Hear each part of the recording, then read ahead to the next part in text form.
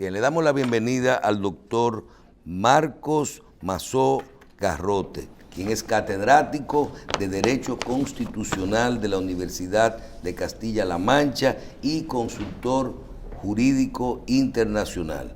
Gracias, doctor, por estar con nosotros en la revista hoy, y para nosotros es un verdadero honor contar con su presencia. Pues gracias a vosotros, la verdad, por invitarme, y gracias por compartir estos espacios conmigo en estos momentos. Como sabéis, soy una persona que me encuentro muy integrada desde hace ya mucho tiempo en el país, y cada vez que me encuentro aquí en República Dominicana, que paso mucho tiempo por razones obviamente familiares, me encuentro muy a gusto, siempre compartiendo. Usted vino hace más de 15 años y se casó hace más de 15. Con una dominicana, ¿verdad? Sí, con una jueza, maravillosa jueza dominicana, y maravillosa ser humano. La verdad, tengo una familia maravillosa y desde hace 15 años vivimos muy felices en Santiago los Caballeros, y la verdad que me paso la mayor tiempo compartiendo, ¿no?, mi vida privada.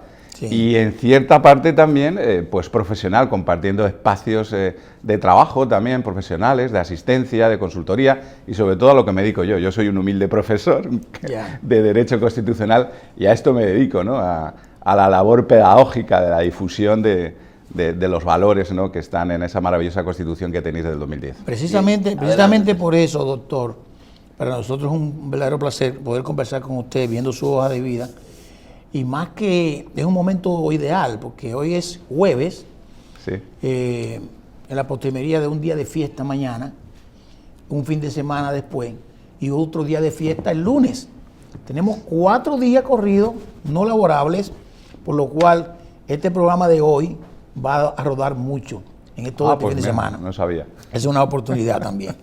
Mire, oyéndole hablar a usted sobre su vida académica, nos gustaría primero que las personas que nos están mirando conozcan bien su carrera curricular, tanto como catedrático universitario en Europa, como lo que ha hecho en República Dominicana en estos 15 años, que no vino nada más a casarse con una dominicana, sino que es más que eso. Sí.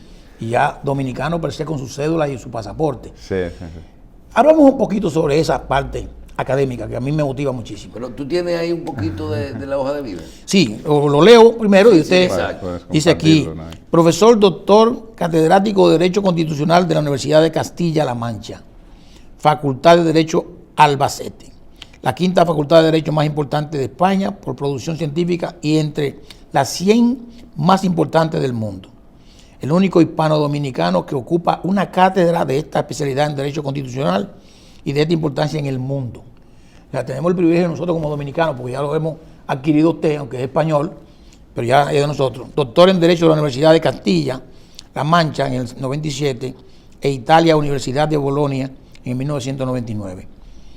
La universidad más antigua del mundo desde el siglo XV. La Universidad de Bolonia, efectivamente. Allí estuvimos 2 años y compartimos espacios con la Escuela de Derecho Público más importante del mundo, que es la Universidad de Bolonia, una de las facultades, si no la facultad de jurisprudencia más antigua del mundo, evidentemente. Además de ser catedrático, bueno, pues profesor, como catedrático de Derecho Constitucional, que bueno decir acreditado. Acreditado. Porque no es doctor, ¿verdad? Sí, acreditado significa que hay una confusión fundamentalmente, sí, claro, entre los ámbitos académicos. Sí, no es doctor y no es lo mismo acreditado. No, claro, pero para ser catedrático en España, en Alemania, en Italia, tienes que ser doctor, y luego tienes que hacer las oposiciones a titular primero, a ocupar la plaza de titular, y luego tienes que volver a hacer otras oposiciones para ser catedrático. Usted es el único dominicano, ¿verdad?, que con esa calificación aquí. Bueno, que yo sepa, soy hispano-dominicano, porque evidentemente tengo la nacionalidad dominicana, pero acreditado, doctor acreditado internacional, en una facultad reconocida y acreditado, yo entiendo que es así. No, inclusive, mire, fíjate, después de todo esto que hemos hablado brevemente, también está una parte importante para nosotros, director del Centro de Estudios Constitucionales, sí, del Tribunal Constitucional de la República Dominicana desde el 2018 hasta hoy. Hasta hoy no, ya lo dejé hace ya unos meses, pero estuve 3 años, los 3 primeros años que se creó el Centro de Estudios Constitucionales, que ya estaba previsto la ley orgánica del Tribunal Constitucional, aquí. Pues tuve la suerte de compartir experiencias académicas, experiencias de todo tipo, de difusión de la Constitución en la República Dominicana durante un tiempo prolongado de 3 años, y compartiendo pues esa labor con esos maravillosos jueces del Tribunal Constitucional que tanto quiero, que tanto aprecio y que tanto valoro, ¿no? Yo creo que es un organismo, el Tribunal Constitucional, que ha ejercido una labor muy importante, no solamente en el ámbito jurisdiccional, sino en el ámbito pedagógico, porque se han convertido fundamentalmente en la universidad de la Constitución en toda República Dominicana, cosa que realmente es de alabar, ¿no? Y el trabajo que hacen es admirable, por tanto... ¿Cuál fue su trabajo específicamente en la Constitución del 2010? Bueno, en la Constitución del 2010 yo estuve trabajando con el comisionado de la Reforma de la Justicia, que en aquel momento existía un órgano relacionado con la propuesta de proyectos de reforma de la justicia. Y antes incluso de la Constitución del 2010, yo fui invitado en el 2006, vamos a arrancar desde ahí, en el 2006, en una conferencia magistral que se me invitó en el Senado de la República para hablar sobre la reforma constitucional. Sobre el proyecto. En ese momento era presidente Leonel Fernández, sí. Y me acuerdo incluso que nos invitó a comer al Palacio Presidencial, y en ese momento pues se planteaba una efervescencia, ¿no?, de cambio de cultura, y de reformas institucionales, constitucionales, y evidentemente ahí Leonel Fernández ya tenía en mente la necesidad de plantear un proyecto no de reforma, sino de creación, lo que yo entiendo lo que ha sido una nueva Constitución a la República Dominicana del 2010. A partir de ese momento, del 2006, pues se inicia con el señor Agripino, me encarga dirigir la primera maestría en el país de Derecho Constitucional. En Pucamaima. En Pucamaima, en la sede de Santiago. Allí se becaron una serie de personas del Tribunal Supremo para realizar esa maestría, y por cierto, muchas de las personas que hicieron esa maestría hoy son magistrados del Tribunal Electoral, del Tribunal Constitucional, del Tribunal Supremo, forman parte de las altas magistraturas de este país, cosa que estoy muy orgulloso, porque esa maestría... ¿Usted fue que los entrenó? Yo fui fundamentalmente el director de la maestría, yo fui quien los entrenó, quien gestionaba. Fue una maestría que fue cofinanciada con la Agencia Española de Cooperación. Vinieron 24 profesores catedráticos, no solamente de España, a esa maestría, sino internacionales. Trajimos gente de Italia, trajimos gente de, o sea, de otros países. ¿Era una cohorte con una universidad internacional o no? Fue un acuerdo que se llegó con Pucamaima, y el Tribunal Supremo se implicó para formar determinados jueces en materia constitucional.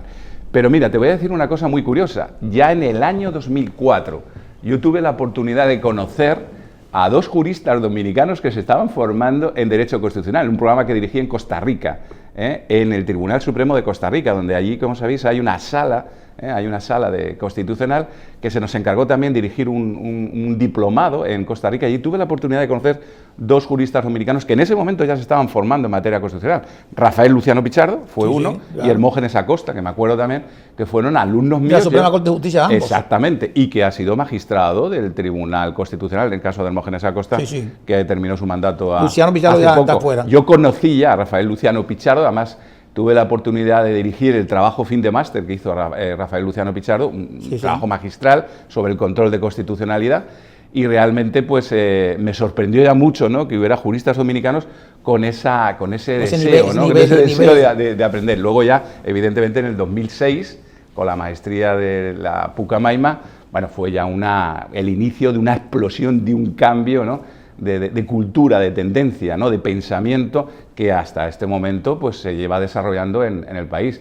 Y me siento muy orgulloso, porque después han ido desarrollándose muchos programas, y después, como habéis dicho muy bien, pues me he integrado, ¿no?, en una institución para poder catalizar e impulsar todos esos procesos de formación, divulgación, en el Tribunal Constitucional, que yo les tengo que agradecer enormemente que quisieran contar conmigo para ser el primer director del Centro de Estudios Constitucionales. Terrero, y lo brincamos un poquito, dentro del marco de la Constitución del 2010, ¿cuál fue el trabajo suyo? Bueno, fundamentalmente pedagógico, o sea, y de asistencia técnica.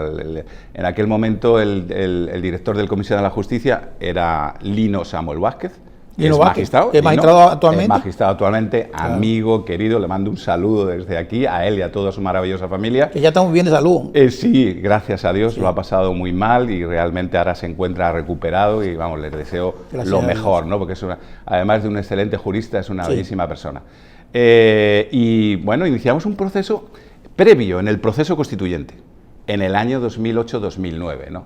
Y ahí en ese momento, yo me acuerdo, en el verano del 2009, pues pasearme por todas las provincias. Yo conocí República Dominicana de verdad, paseándose por todas las provincias del país, pateándome, como se dice en mi tierra, en La Mancha, ¿no? Recorriendo, pateando todos los municipios, todos los pueblos del país, divulgando y difundiendo, ¿no? el proyecto de reforma constitucional. Para mí fue una cosa apasionante. Llegué a municipios como Jimaní. Yo me acuerdo que ese ayuntamiento en aquella época no tenía ni techo, no tenía ni ventanas.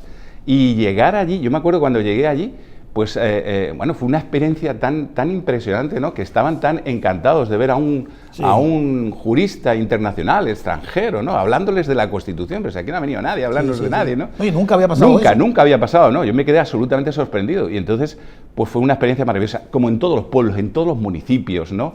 Que recorrimos, más de 25, ¿no? Yo todavía conservo el cartel, ¿no? Y ahí hicimos esa labor de acercamiento. Un ejercicio. De acercamiento, de una manera pedagógica, pues como soy yo soy un profesor. Catedrático. Claro, me dedico fundamentalmente a enseñar. A enseñar. Y a enseñar algo que es una ciencia jurídica, ¿no? Que aquí en República Dominicana no se conoce tanto, pero es una ciencia jurídica que es el derecho constitucional, cuyo objeto, fundamentalmente, esa ciencia es la Constitución normativa, ¿no? Pero mire, qué interesante esto por lo siguiente, con el tema constitucional. La República Dominicana, la Constitución de la República se ha modificado muchísimas veces. Sí. Muchísimas 39, veces. creo. Sí. Exacto. Sí. Casi 100 veces, ¿verdad? Sí. Entonces, cada vez que se hace, hay siempre sus contradicciones y sus periquitos. Sí. En el caso del año 2010, se bautizó como la reforma de Leonel Fernández. Que no era una reforma, era una transformación realmente. Sí, no fue una reforma por un... No fue un capricho. Exacto. Sino había un concepto claro de modificar estructura del Estado. Y usted ahí participó. Pero ¿qué pasa?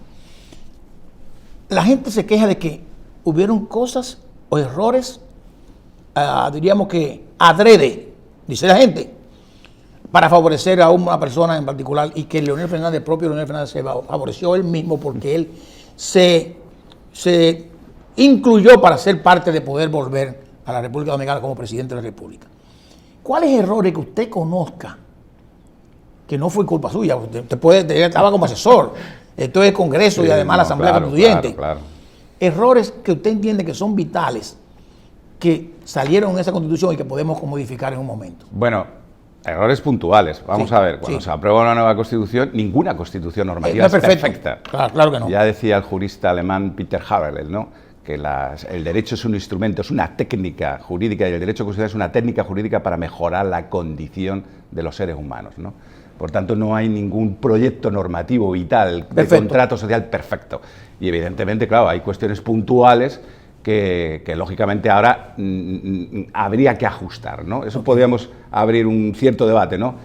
Sobre esas cuestiones, pero realmente la valoración en general de la Constitución del 2010 no es que es una reforma de la Constitución, y eso no lo entienden bien aquí en la República Dominicana, es que es una nueva Constitución. Exactamente. Porque cambia el modelo de Estado, cambia la forma de Estado, cambia la estructura de controles, cambia la estructura de garantías. El Estado de Derecho. Cambia, claro, el Estado social de Derecho. Habéis cambiado la forma de Estado. Y cuando uno cambia la forma de Estado... ¿Cómo usted evalúa esa Constitución? Pues evidentemente es una Constitución muy avanzada. Yo lo he escrito muchas veces, es una de las constituciones... Fui el primero, además, que lo dije en República Dominicana desde el 2009, desde el proyecto. Yo creía que esa Constitución es una de las mejores constituciones de América Latina y una de las mejores constituciones del mundo. Ahora bien, lo que sucede es que es verdad que hay que ajustar algunas cuestiones... Y hay que cumplir la Constitución, señores. Cumplirla. Hay que cumplirla, porque todavía hay muchas cosas que no se han desarrollado, claro, que no se han aplicado. Me estáis hablando antes del inicio del programa que eso requeriría también otro tema de debate, que es el tema de la jurisdicción contencioso administrativa. En este país todavía no hay un modelo completo de Estado de Derecho porque no tenéis una jurisdicción completa, vivís en un modelo de transición, de control de la jurisdicción contencioso administrativa porque no hay una jurisdicción especializada de lo contencioso administrativa. Es decir, habéis creado un tribunal constitucional, se ha creado un tribunal constitucional para ejercer un control extraordinario del poder que no es más que la expresión de la ley, pero luego realmente no hay un control ordinario de la administración, no hay un control ordinario del poder, no hay un control ordinario de los actos de corrupción, de la corrupción administrativa, de los actos administrativos, de la responsabilidad patrimonial, otra institución fundamental que crea la Constitución en el 148. Es decir, hay instituciones fundamentalmente constitucionales que no se han desarrollado. Visto ya 10 años que hemos cumplido la Constitución, parece increíble, ¿no?, que no se hayan desarrollado algunas leyes fundamentales que están previstas en la Constitución y que no se han aprobado todavía. Sí. Y miren, yo entiendo realmente que una de las cuestiones fundamentales en los que debe avanzar la institucionalidad en el país es la creación de la ley de la jurisdicción contencioso administrativa, en los cuales, lo habíamos comentado antes al principio, es uno de los proyectos y los borradores en los que yo he trabajado para que realmente eso pueda llevarse al Congreso dentro de poco tiempo y pueda aprobarse, ¿no? Porque yo considero que el Código Penal, que es fundamentalmente el negativo de la Constitución, el revelado negativo, si la Constitución es la norma en positivo, el Código Penal es una norma trascendental porque es el envés y el revés de la Constitución en sentido positivo. Como contrapeso. No, es el modelo normativo que necesita la República Dominicana para completar la Constitución normativa, el Código Penal, porque el Código Penal lo que hace es sancionar cuando no se respetan los principios y los valores y los derechos fundamentales, la libertad, la propiedad, todos los derechos fundamentales que están ahí, las consecuencias de la violación de esos derechos. Es vital terminar con y en el 1800 y algo. Imagínense, estamos ante un modelo anacrónico. Sí, totalmente. Que hay que superar y hay que agrupar todas las mayores fuerzas del consenso para que ese Código Penal se pueda aprobar. Y luego, aprobar inmediatamente la ley de la jurisdicción. Ese es el modelo institucional que os hace falta en la arquitectura, la de la jurisdicción contenciosa administrativa. Pero fíjese, interesante. Me parece esas dos leyes fundamentales. Pero mire, déjeme decir algo. Como usted hizo la historia de que comenzamos desde el 2004, quizás 2006, ¿se acuerda? Con Leonel Fernández, trabajando con otro tema. Sí, sí. Le voy a recordar algo, y esto es mi propia experiencia. Yo fui presidente de la Cámara de Cuentas de la República Dominicana, que es el Tribunal de Cuentas en España. Sí, exactamente, muy bien. Del 2006-2008. Cuando yo llego al tribunal, a la Cámara de Cuentas, la Cámara de Cuentas tenía función dual. Era, además de Cámara de Cuentas, era Tribunal Superior Administrativo, que era totalmente algo ilógico. Ilógico, totalmente ilógico. Porque no se encontraba en la estructura del... ¿Dónde montarla? Y entonces, no integrada en el Poder Judicial como debía estar, como una jurisdicción especializada. Claro, pero cuando yo llego, un día yo me pongo la cachucha de presidente para auditar, y mañana me pongo un birrete y todo, que soy un juez, para dictaminar sobre lo mismo que yo quizá audité. Una incompatibilidad de funciones. Sí. Y yo hago una declaración pública y digo, la Cámara de Cuentas no puede seguir siendo Cámara de Cuentas y Tribunal Superior Administrativo. Esto hay que eliminarlo. Obvio. Digo yo, cambiarlo. Y alguien me dice, Terrero, los poderes no se ceden. Digo, ¿cómo que los poderes no se ceden? Esto es algo incompatible totalmente. Y por suerte, en el 2007 se separó y se creó el Tribunal Superior Administrativo Independiente, dependiendo de la justicia dominicana. El trabajo con Jorge Subero hizo eso bastante. Sí. Pero sin embargo, hemos avanzado mucho en el derecho administrativo, pero no tanto como quisiéramos todavía. No, la verdad que no. Hay, yo creo que dos leyes que han supuesto, bueno, tres.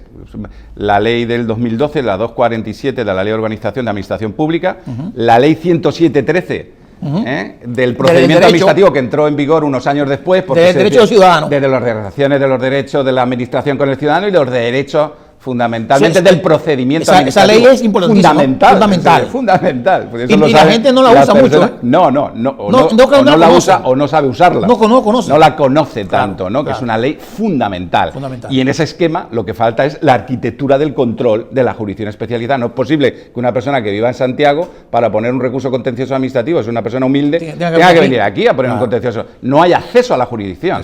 No hay una jurisdicción especializada. Es una limitación. Si lo hay, y luego, evidentemente, no hay un ámbito público, porque todo depende de una gestión privada que se hace de ese proceso. Es decir, vivís de una ley del 47, que se reformó en el 54, que se unificó ya en el 2007 y que realmente hay que pasar de una jurisdicción revisora, que es lo que tenéis ahora, a una jurisdicción especializada, que es lo que hay que pasar.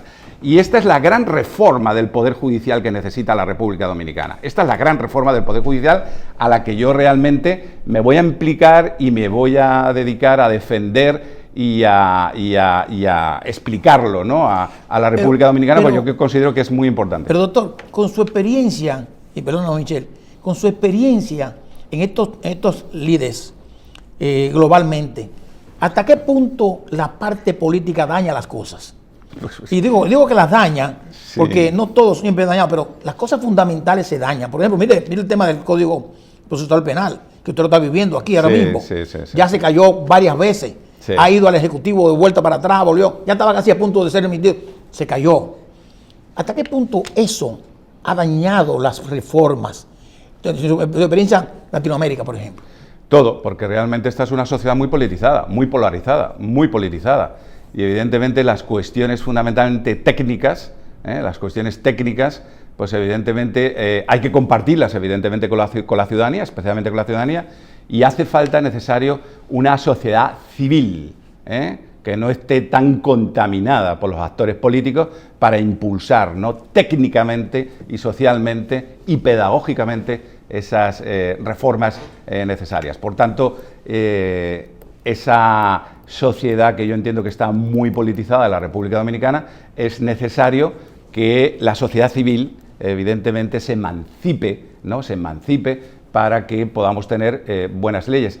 Y es muy importante que los mejores juristas, que aquí en República Dominicana hay muy buenos juristas, ¿no?, realmente pues participen en esos procesos y que les dejen participar. Que es verdad que el Congreso y el Senado es el actor político, es quien tiene la legitimidad democrática. Y independiente. Pero es necesario que esté acompañado permanentemente por las personas que saben. Exacto. Esto es muy importante porque es lo que se hace en todos los países. Cuando se va a elaborar un código penal o una ley importante, hay unas comisiones técnicas, hay unas comisiones técnicas que son los que hacen esas propuestas, que son los que explican a los legisladores, que son los que trabajan, ¿no?, esos anteproyectos, esas reformas, ¿no? Y luego la decisión, evidentemente, la tiene últimamente quien tiene la legitimidad democrática, ¿no?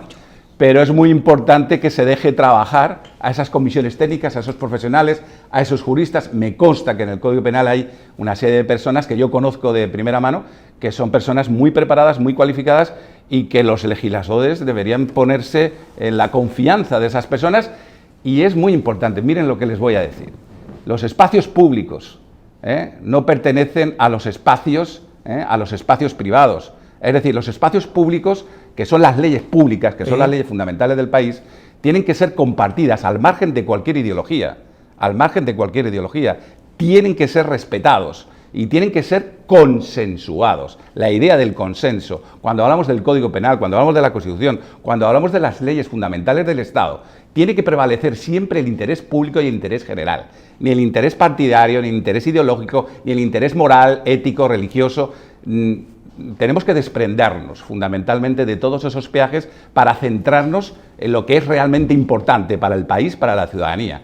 Y por tanto, yo creo que es necesario confiar en esos actores profesionales, técnicos, que muchos de ellos no están contaminados por ninguna ideología ni por ningún partido, y que realmente, pues con la colaboración, evidentemente, y la decisión que corresponde al Parlamento, se puedan tomar esas decisiones que son trascendentales en este momento en la República Dominicana.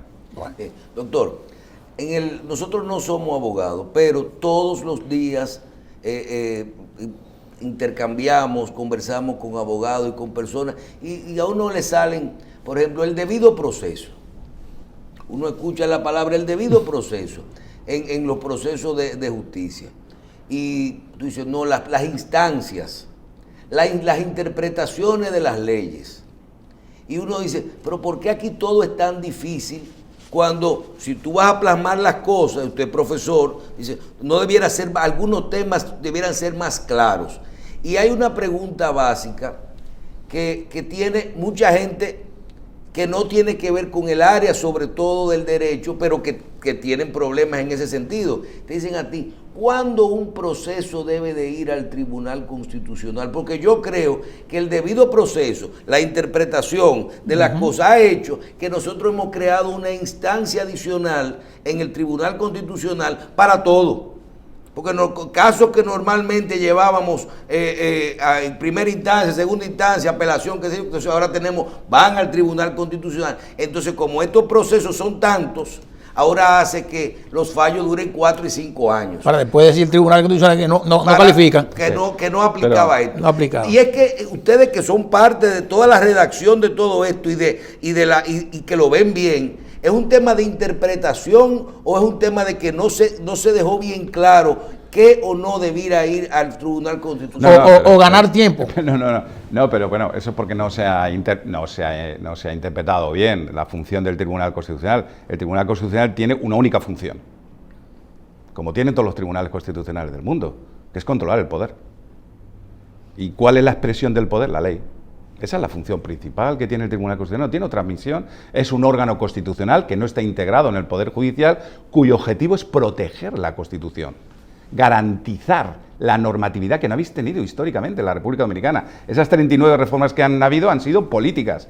Por eso la Constitución histórica de la República Dominicana no se ha calificado como Constitución normativa, porque no ha tenido los instrumentos de garantía, de protección. El Tribunal Constitucional es un órgano para defender la Constitución, para defender los derechos fundamentales, para garantizar la normatividad de la Constitución, y esa es la función, controlar la ley, que no puede ser inconstitucional. ¿Y por qué? Que no puede ser inconstitucional. Esa es la misión. No es una instancia última, no es una instancia de jurisprudencia última o de garantías últimas. De garantías, sí, de la Constitución. Así en muchos casos. No, pero en el ámbito de los derechos fundamentales, claro, pues en cualquier jurisdicción constitucional sabe que cuando hay un conflicto entre la ley y los derechos de la gente, tiene que tener una instancia última. Pero siempre se puede alegar que hay un conflicto, Michel, y mandarlo por constitucional. Bueno, pero fíjese, Michel, aquí tenéis un modelo de jurisdicción constitucional difusa, no como en España. Yo que he sido juez también en España durante 7 años, en los contenciosos administrativos he sido magistrado durante 7 años.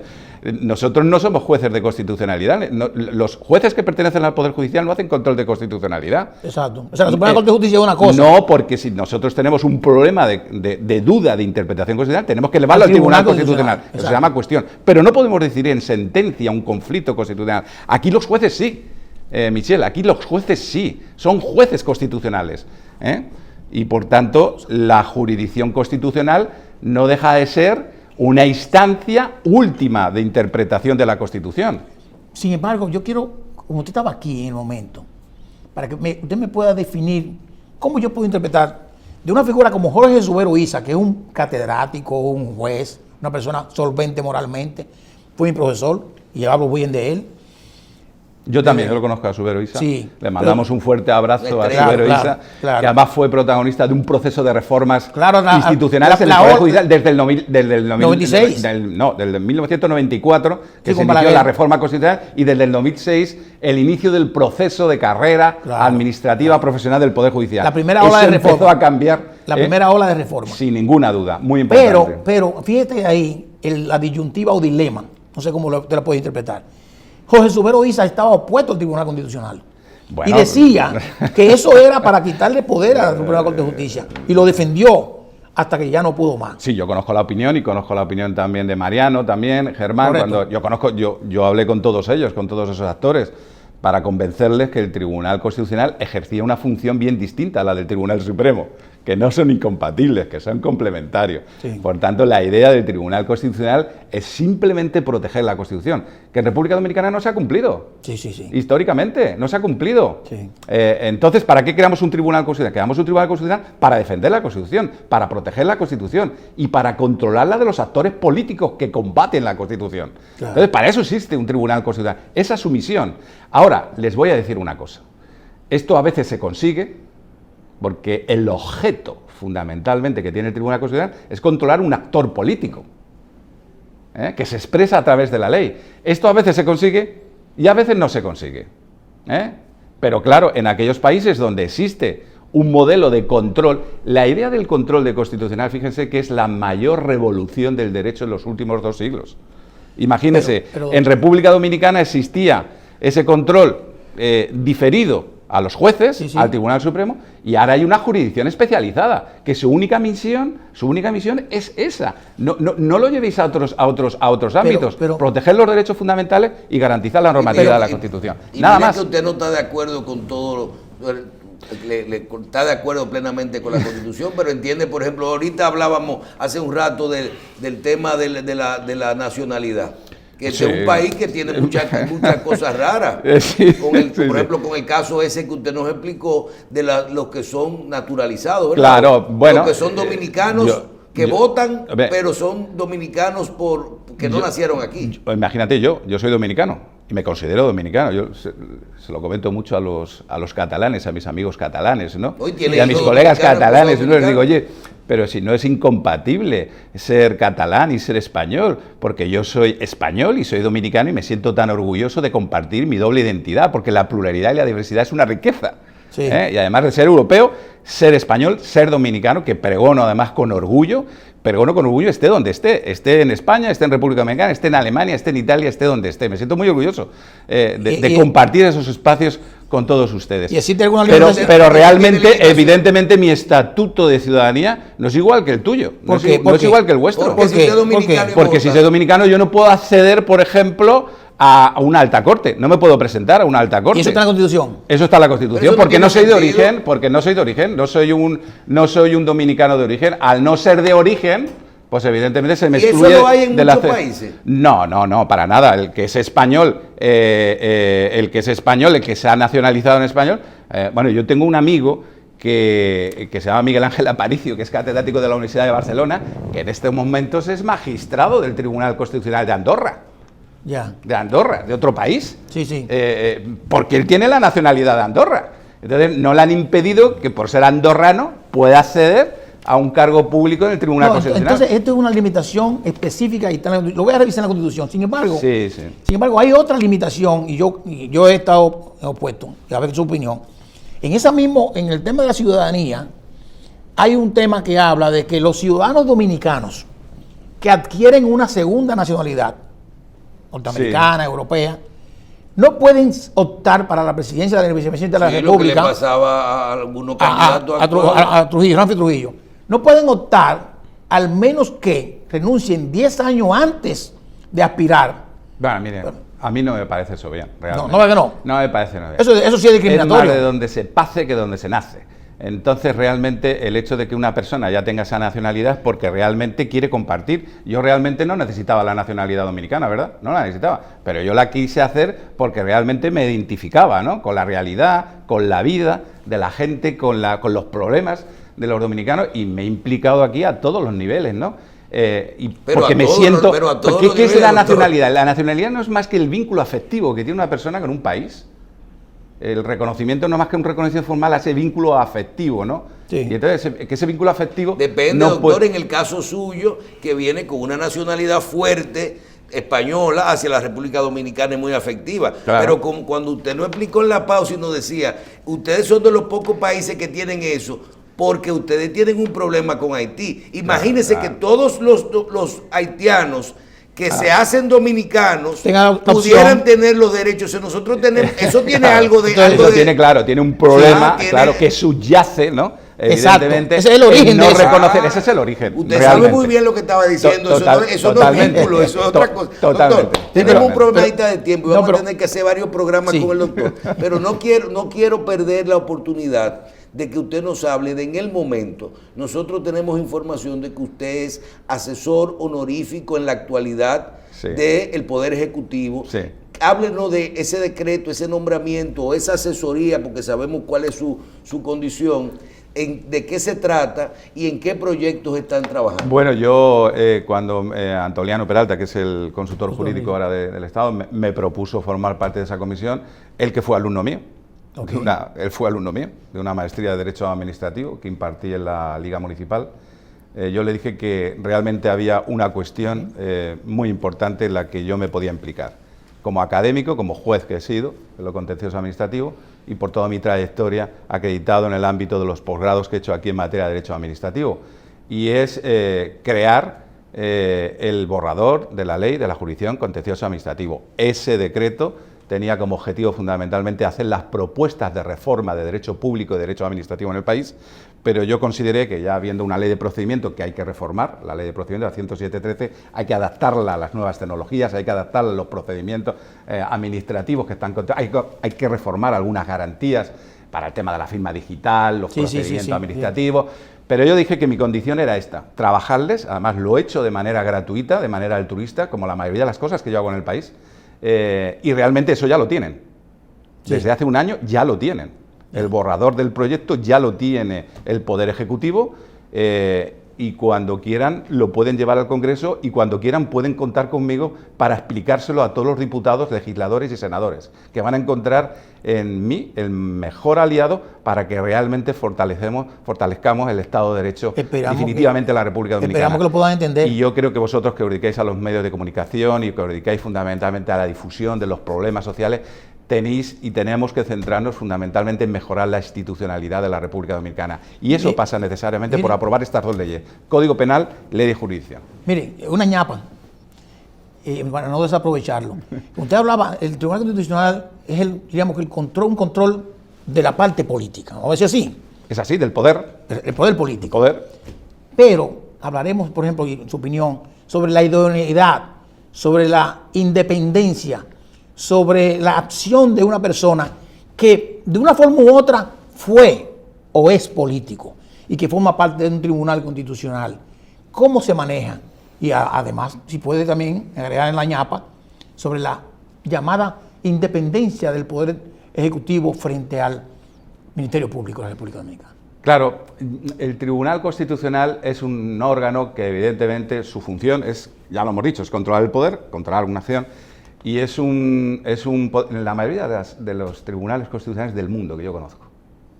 Normalmente las personas que deben de formar parte del Tribunal Constitucional son juristas de reconocido prestigio.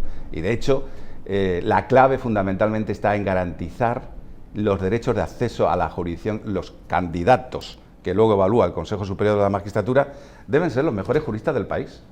Miren, deben ser los mejores juristas del país, no deben ser partidarios de nada, no deben estar contaminados por ningún partido político, no han debido de pertenecer, eso lo recoge por ejemplo el estatuto, ¿no?, de nuestra ley orgánica del Tribunal Constitucional Español, que para pertenecer al Tribunal Constitucional no puedes haber pertenecido a un partido político, no puedes ni siquiera haber sido afiliado, no puedes ni siquiera haber participado en proyectos, ¿no?, de políticos, ¿no? Y realmente en España ahora habido con la última renovación una polémica por eso, porque hay personas que realmente estaban contaminados por esos actores políticos. Entonces, para que garanticemos la independencia del órgano del Tribunal Constitucional, tenemos que garantizar, y además en la ley, que los candidatos que se presenten al Consejo Superior de la Magistratura establecer una serie de condiciones. Yo le puedo poner algunas.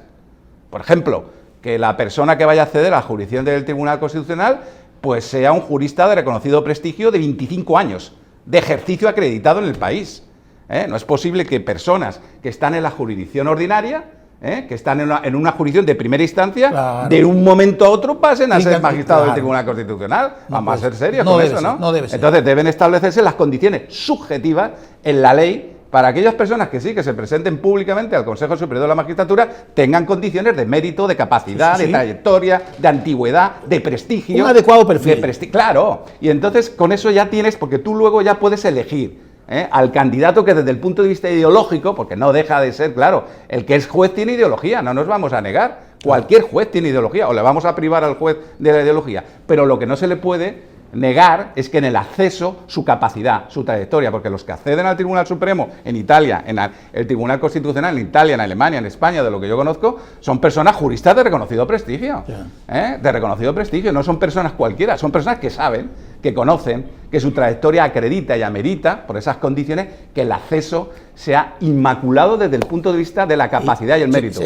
Y la independencia del Ministerio Público. Y de la independencia del Ministerio Público, yo realmente... Yo no lo entiendo. No, pero fíjese usted, la mayoría de todos los países, yo soy además un especialista en derecho comparado, que tengo un tratado que además hablo mucho de esto, del derecho comparado como ciencia jurídica fundamental. Usted no verá ningún país del mundo donde el Ministerio Público esté alejado del Poder Ejecutivo. Imposible. Eso para empezar, sí. ¿Vale? Partimos de ese principio. Claro. Ahora, lo que hay que garantizar es que en el acceso al Ministerio Público, lo he dicho antes, sea la persona adecuada, idónea, claro, desde el punto de vista de su trayectoria. Claro, claro. ¿Eh?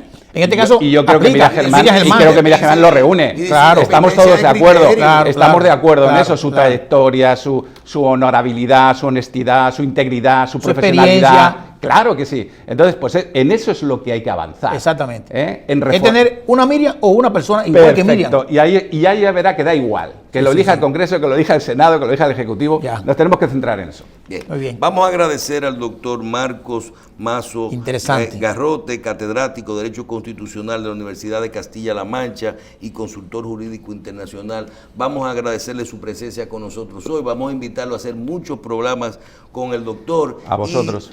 Y vamos a felicitarlo, doctor, y agradecerle también que es dominicano. Claro Muchísimas que sí. gracias por ese Encantado, de verdad, de compartir. y por todo eso que usted hace por nuestro país. A vosotros. Por Muchísimas compartir. gracias. Vamos a una pausa y regresamos inmediatamente.